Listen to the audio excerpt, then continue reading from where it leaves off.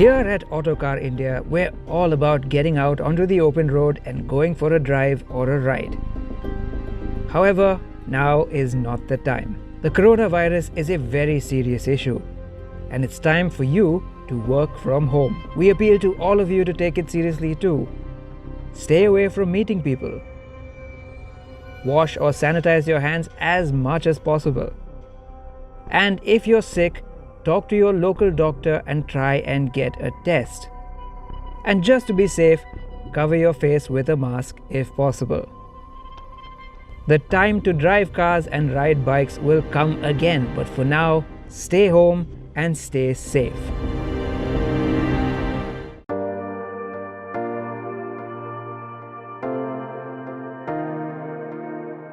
I love driving. And essentially that's really my job, isn't it? To drive the latest, newest cars in the market and tell all of you all what they feel like behind the wheel. But more than driving, what I love are cars themselves, the concept of a car, the way they look, the way they feel, all shapes and sizes, I love them all.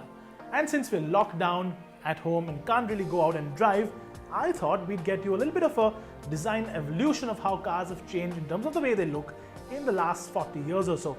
And for that, what we're going to use is one model from one automaker, one that's brought about a whole plethora of changes and innovations in the automotive industry, the Mercedes-Benz S-class.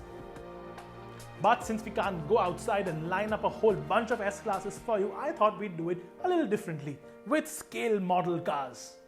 Now, before I actually talk about the last 40 years in design evolution for the S-class, I thought I'd take a few minutes and talk about these we have here in front of us. Now, these cars, with the exception of one model that I don't have, which we'll talk about a little later, are the cars that were the S-class before the S-class actually became the S-class. Now, let me explain that. Back in the day, Mercedes didn't actually have the S-class nomenclature on its luxury, full-size flagship sedan. They would call it by various nomenclatures, which included things like the 300S, which this is the 280 SE, 300 SE, etc. Now, the S-class badge actually came in the 70s. We'll get to that a little later, but this one actually started it all. This is the great-great-grandfather of the S-class, if you can call it that. This is the W180 generation. It's called the Ponton, early 50s car, very 50s design, nice smooth curves, nice sort of a post-war car for a post-war era. Very sensible in terms of styling. A lot of styling features actually borrowed from the pre-war era.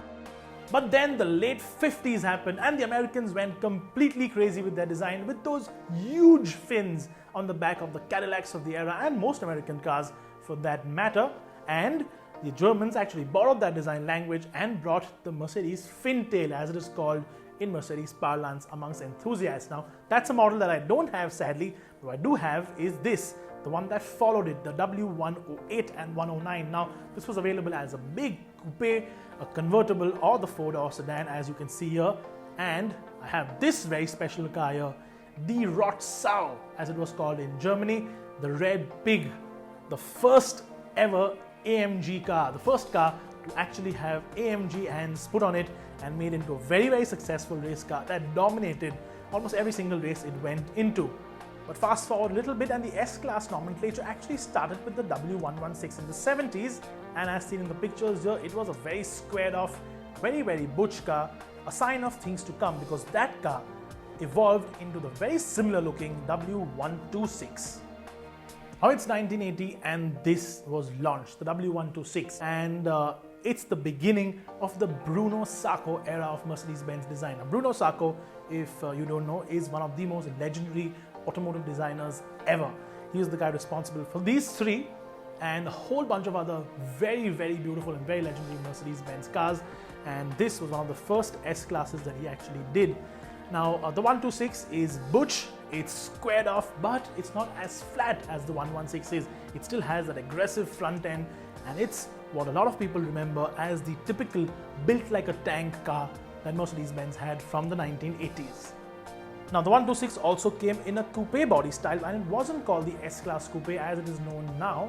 It was actually called the Mercedes SEC. Now, that was also styled by Bruno Sacco, and personally, I think the SEC is one of the greatest Mercs ever built. Personally, one of my favorite, right up there with the 300 Gullwing too. Now, hot on the heels of the W126 came the W140, and that Bruno Sacco flair of design continued. It was still butch. The grille, of course, became a little larger. The chrome use became a little less because the 90s, this was what it was all about. It was making a statement. Now, the facelifted cars and the pre-facelift cars, both are cars that are really, really wanted and cherished by collectors all over the world. And this one's particularly special because the S600 was the first S-class that the big V12 engine actually went into. Instant classic right from the launch. And incidentally, that S600 engine is also the same one that went into the Pagani Zonda for the first time when the Zonda was actually built. So a little bit of trivia there. But getting back to the car, the W140, a definite future classic, especially if you put a nice set of wheels on it, the sports grille like this one has. It looks so good, so in your face. A lovely piece of design. The final S-Class that Bruno Sacco worked on with Steve Mattin, an equally legendary Mercedes-Benz designer, was the 220. Incidentally, this was also the first S-Class that India officially got, and the smoother lines made it quite the hot seller for everyone who could actually afford one. Now, the facelifted version of this generation actually made the car look a lot better because gone were those frosted tail lamps from the 90s, and in came in those clear lens headlamps with the projector headlamp setup. Now, that was very reminiscent of the sort of design trait that was going on in that era of the early 2000s. And this one, of course, is particularly special because this was also the first generation that the S-Class officially got an AMG sub-variant. Now, there was the S55, which was a V8, and then there was the S65, which was, of course, that big V12 engine.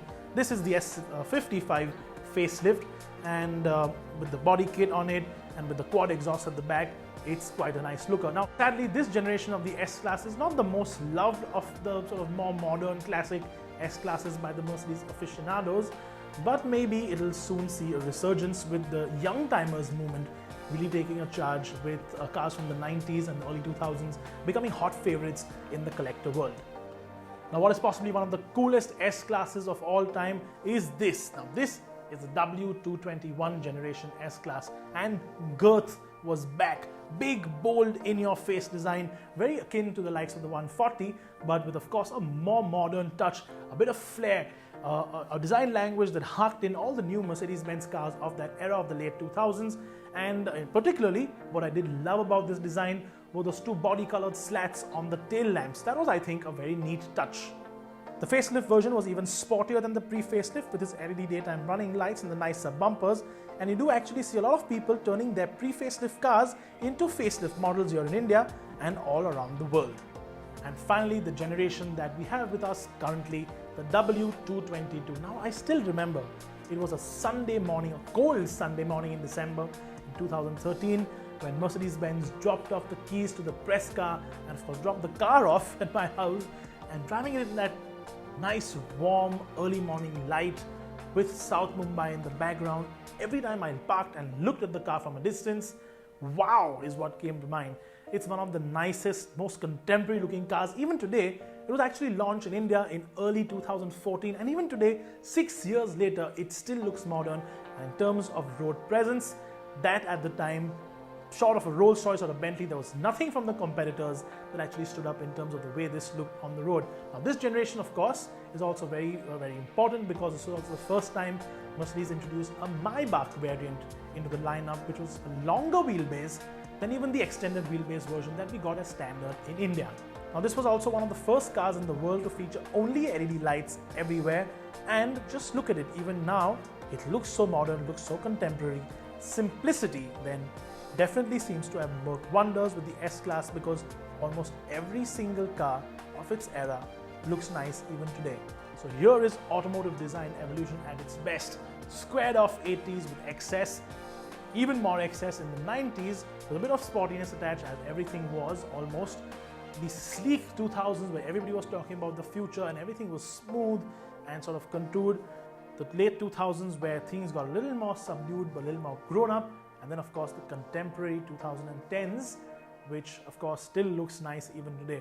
A lovely evolution of cars, as you can see from my right to my left here. And the Mercedes-Benz S-Class definitely seems to have remained timeless, because I think because of its simplicity of design.